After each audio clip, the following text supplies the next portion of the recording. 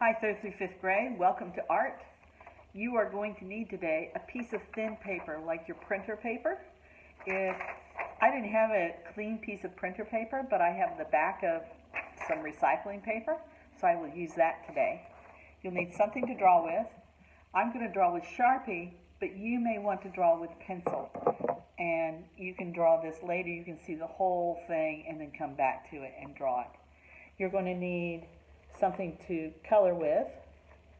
It could be crayons, it could be pastels, it could be colored pencils. If I was doing this and had some, I'd probably do it with colored pencil. And you need some tape. Okay? So, and you need a pair of scissors. So why don't you go get those supplies and I will wait for you. And then I'll show you what to do. Just pause this.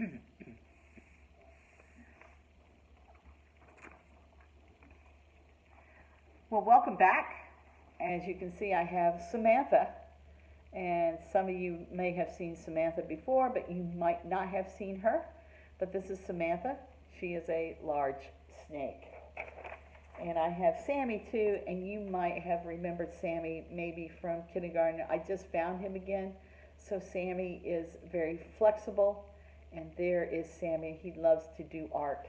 But we're going to look at Samantha.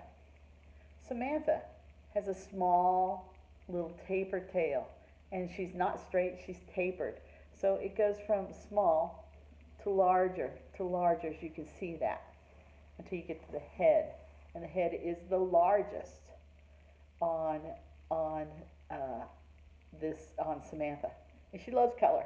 So tapered, it's another way of showing perspective. And we'll see that today as we do a cityscape. All right, got your paper? All right. I'm going to fold my paper. I'm going to match the corners and fold it the long way, vertically. So go ahead and put a nice crease in that and fold it the long way. Great. I'm going to open up my paper, and now I'm going to fold it landscape way, or like I'm making a card. So it's the opposite way, but I wanted to fold it up like this. So I'm going to fold that down. And now I have a card or a book.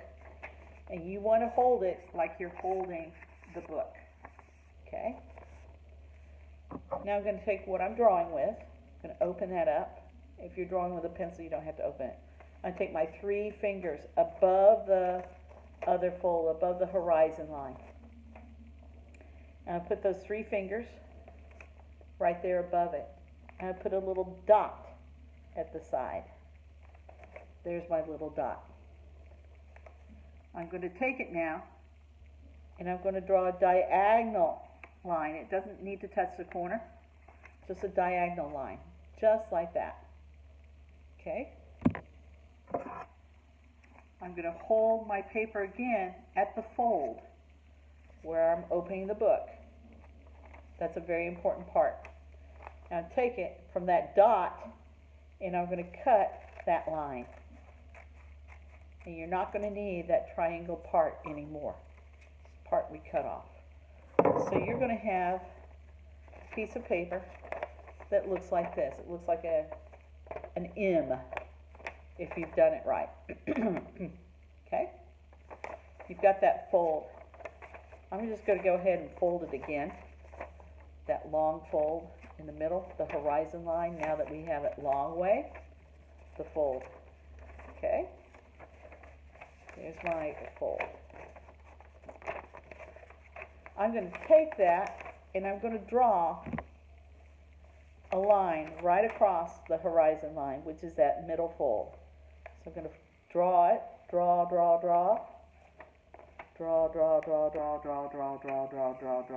So it looks like this. Okay. Here comes the tricky part of the tricky part. I'm going to take my index finger below the horizon line. And I'm going to pinch it. And it's going to make a fold, a triangular fold.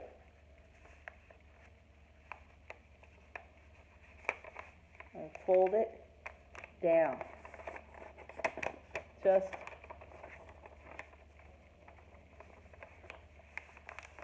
like that to the middle. Almost like a bad bow tie. It's not put on straight. So I should have a line, a folded line, right there. Hope you can see that. We'll draw it in a minute. I'm going to come back, I'm going to do the same thing, try to get them the same way. I'll fold that in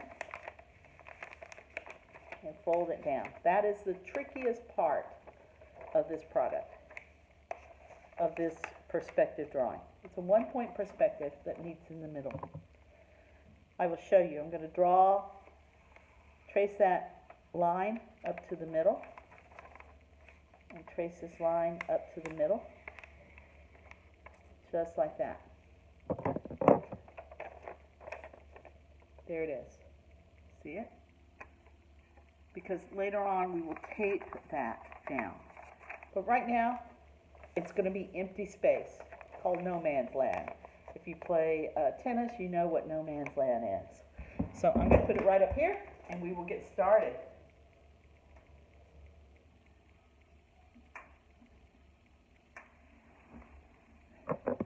I'm going to do this a little bit different.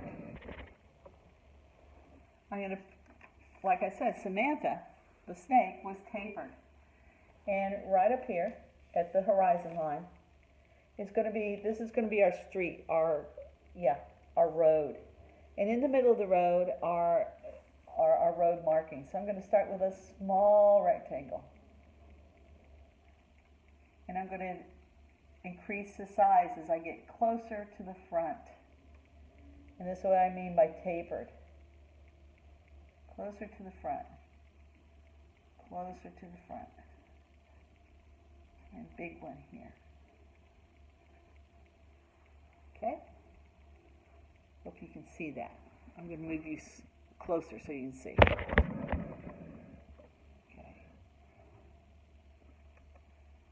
All right. And I'm going to take, let's just go ahead and color that in right now. I'm going to show you, I'm going to color these in yellow.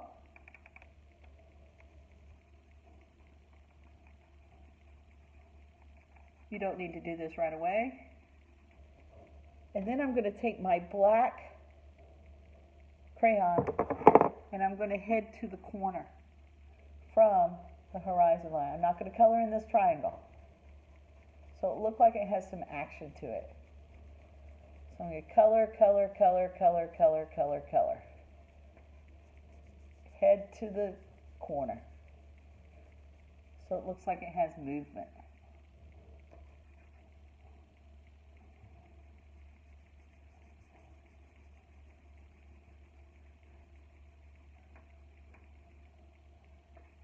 You can keep coloring while I go get something. I'll be right back.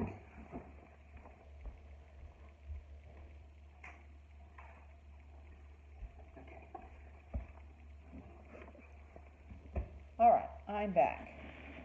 The top part is going to be buildings. It's going to be your cityscape. And if you are in 4th or 5th grade, you may want to stop and get a picture of, say, the outline of the Boston skyline, or I know that one of you really likes to draw the Empire State Building. You might want to put the Empire State Building here, and then put other buildings around here, and then you can color them in. And let me see. I'm just going to do some simple things to show you, just very simple. But you can make it as complicated or as simple as you want it to make. I can make a door with some windows.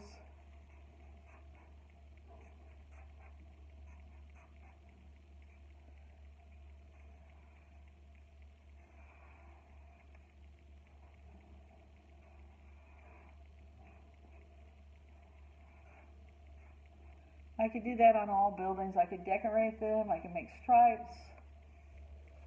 something very simple, etc., etc. So that is my cityscape up here. Let me show you mine. Here is really what mine looks like at the end.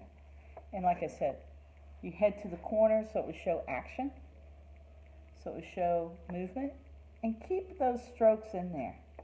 Keep those strokes in. Sometimes you want it nice and flat and surface, but no, those are strokes, and here is your perspective, and here is your perspective. As you look at it, it looks like it all goes in. And that's really a one-point perspective, and the point is right here, that everything comes together. Now that flat side, I'm going to take it. This is the trickiest part, to get it folded back again. But if you did a good fold, you fold it, you get a piece of tape. Don't have any Scotch tape with me.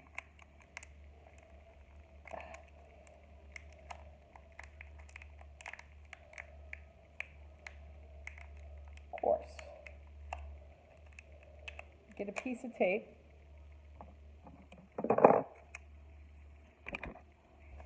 You fold it